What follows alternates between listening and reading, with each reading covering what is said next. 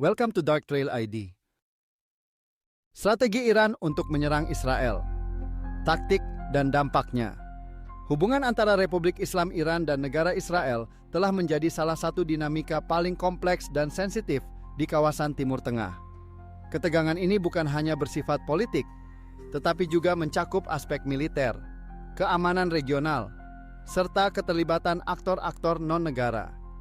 Dalam wacana global, topik mengenai potensi strategi Iran terhadap Israel kerap menjadi pembahasan yang hangat, baik dari sudut pandang pertahanan, geopolitik, maupun keamanan kawasan.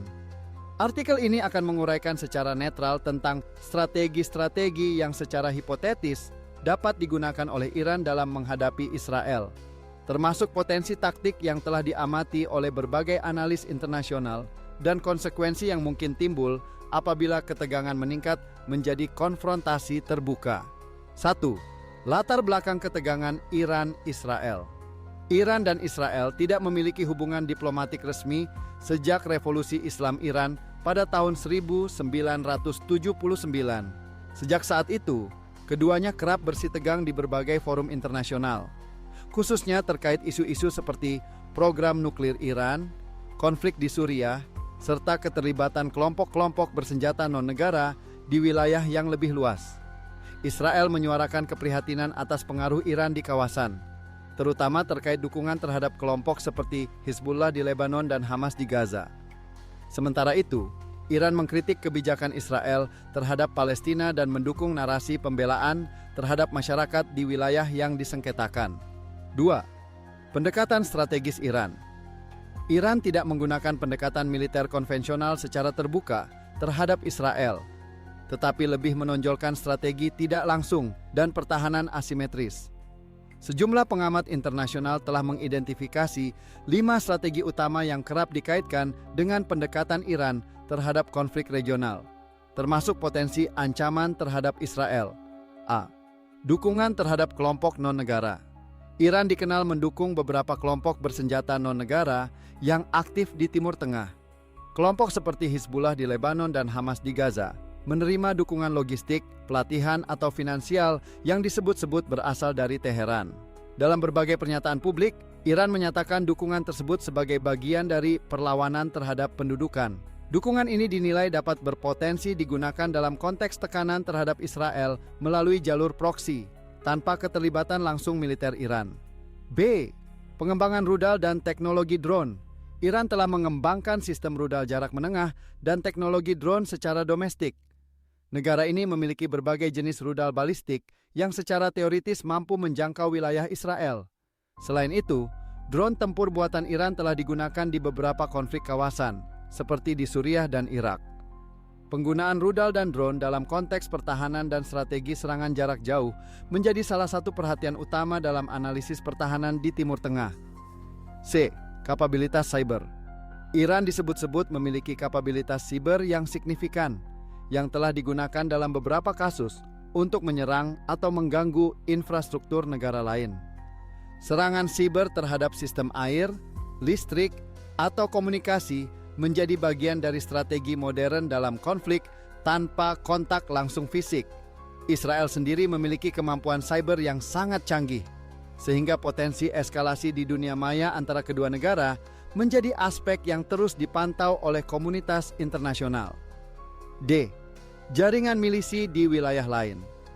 Iran memiliki hubungan dengan kelompok-kelompok milisi di Irak, Suriah, dan Yaman. Dalam konteks ini, para analis mencatat bahwa kelompok tersebut dapat diaktifkan dalam skenario konflik regional, sehingga membuka kemungkinan terjadinya tekanan dari berbagai titik terhadap Israel atau sekutunya. Manuver strategis di kawasan Timur Tengah. Iran juga menjalankan strategi geopolitik jangka panjang dengan memperluas pengaruhnya melalui kerjasama militer dan politik dengan negara-negara seperti Suriah dan Irak. Langkah ini sering disebut sebagai bagian dari upaya membentuk poros perlawanan yang dapat memperkuat posisi Iran dalam menghadapi tekanan atau serangan dari pihak luar, termasuk Israel.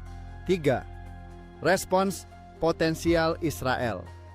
Israel memiliki sistem pertahanan yang canggih dan telah membangun sistem pencegatan rudal berlapis seperti Iron Dome, David's Sling, dan Arrow.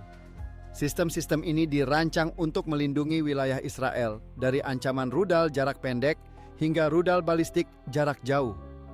Israel juga diketahui memiliki kekuatan udara dan intelijen yang kuat, serta kemampuan melakukan operasi jarak jauh baik secara konvensional maupun siber.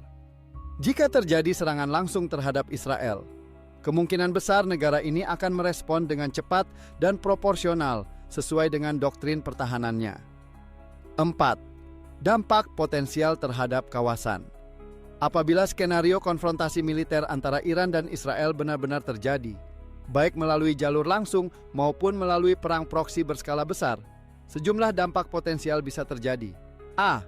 Eskalasi regional konflik bisa meluas ke negara-negara lain di Timur Tengah, seperti Lebanon, Suriah, Irak, dan Yaman, mengingat keterlibatan berbagai kelompok dan sekutu di kedua sisi.